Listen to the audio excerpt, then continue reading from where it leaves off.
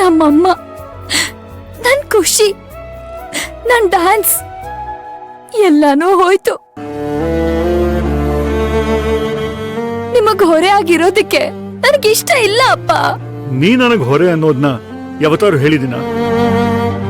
ಯಾಕೆ ಹೀಗೆಲ್ಲ ಹೇಳಿ ಅಪ್ಪಂಗ್ ನೋವು ಕೊಡ್ತೀಯ? ಪ್ಲೀಸ್ ಅಳ್ಬೇಡಮ್ಮ, ಸಾವೇ ಎಲ್ಲದಕ್ಕೂ ಪರಿಹಾರ ಅಲ್ಲಮ್ಮ. ಇಲ್ಲ ಡಾಕ್ಟರ್, ನನ್ ಲೈಫ್ ಅಲ್ಲಿ ಸಾವೇ ಲಾಸ್ಟ್ ಆಪ್ಷನ್. ನಾನ್ ಬದುಕಿದ್ದು ಏನು ಯೂಸ್ ಇಲ್ಲ. ಸತ್ರೆ ಎಲ್ಲದಕ್ಕೂ ಫುಲ್ ಸ್ಟಾಪ್ ಆಗತ್ತೆ. ದಯವಿಟ್ಟು ನನ್ನ ಬಿಟ್ಬಿಡಿ.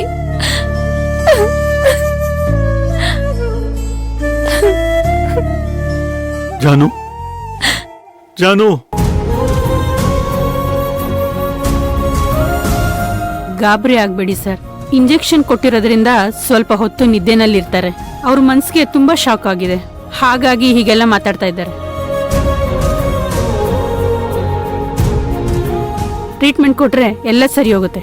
Don't worry sir.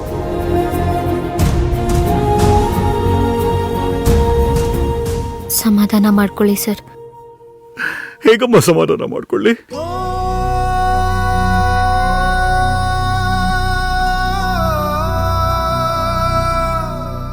ಥ್ಯಾಂಕ್ಸ್ ಅಮ್ಮ, ಥ್ಯಾಂಕ್ ಯು ಸೋ ಮಚ್.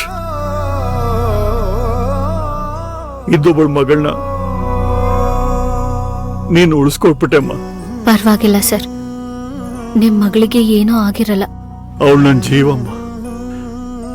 ಅವಳಿಗೇನಾದ್ರು ಹೆಚ್ಚು ಕಡಿಮೆ ಆಗಿದ್ರೆ ನೀನಿವತ್ತು ಉಳಿಸಿದ್ದು 2 ಜೀವಮ್ಮ. ಸರ್, ನೀವೇ ಧೈರ್ಯ ಕಳ್ಕೊಂಡ್ರೆ ನಿಮ್ ಮಗಳಿಗೆ ಧೈರ್ಯ ಹೇಳೋರು ಯಾರು ಸರ್? ಸಮಾಧಾನ ಮಾಡ್ಕೊಳ್ಳಿ. ಮೊದಲಿಂದ ಸಾಕಿದ ಮಗಳು ಹೀಗ್ ಜೀವ ಕಳ್ಕೊಳಕ್ ಹೋಗ್ತಾಳೆ ಅಂದ್ರೆ ಅವಳ ಸಂಕಟಕ್ಕೆ ನಾನು ಒಂಥರ ಕಾರಣ ಆಗ್ಬಿಟ್ಟೆ.